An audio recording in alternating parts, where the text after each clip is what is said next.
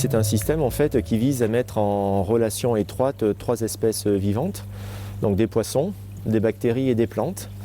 Et ce qui va lier en fait ces 3 espèces, ça va être un cycle de l'eau.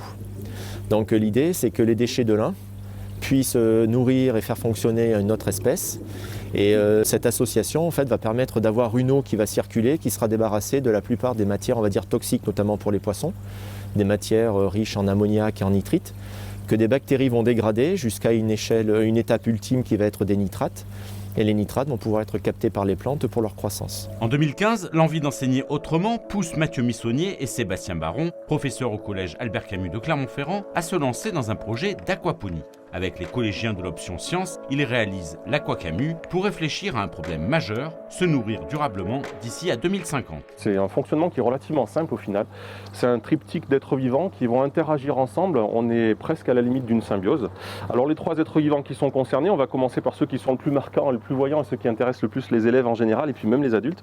C'est les truites. On a de la truite dans 2 bacs qui font 300 litres chacun. D'accord ? Donc on a des truites qui sont assez âgées, qui ont plusieurs mois et puis on a des truitelles qui ont à peu près 1 mois et demi maintenant. Voilà.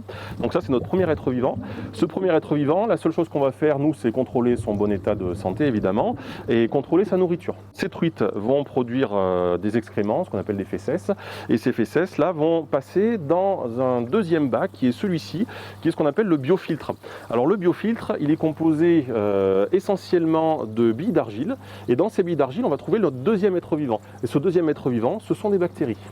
Donc les bactéries qui sont dans ce biofiltre-là, elles, ce qu'elles vont faire, c'est leur petite vie de bactéries. Et leur petite vie de bactéries, ça va être quoi? Ça va être de dégrader les fécès, les matières organiques qui ont été produites par les truites, pour les transformer en éléments nutritifs assimilables pour les plantes. Et là, donc, ça nous amène à notre troisième être vivant, qui sont les plantes. Et là, vous avez l'intégralité des 3 êtres vivants qui sont en résonance.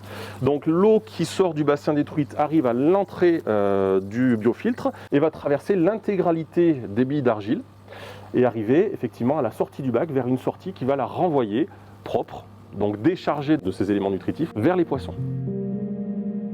Les truites, issues de 2 piscicultures de la région, sont nourries de 3 façons différentes. Par le recyclage de déchets de cantine, par l'utilisation des verres du composteur du collège, et enfin avec des compléments à base de pelés de larves d'insectes.